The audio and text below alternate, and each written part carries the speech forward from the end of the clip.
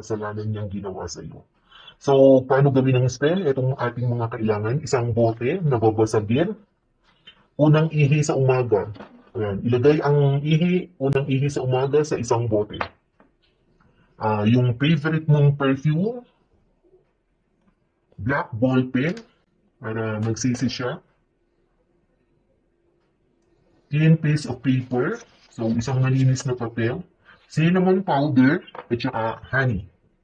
So, manalangin muna ng isang Ama Namin, isang Aba Ginoong Maria, isang sumasampalataya. Tapos, ilagay ang inyong unang ihi sa umaga sa isang babasaging bote. Sa malinis na papel, isulat ang pangalan mo, pangalan niya, tapos bilugan bawat pangalan, i-connect ng isang arrow, tapos i-encircle nyo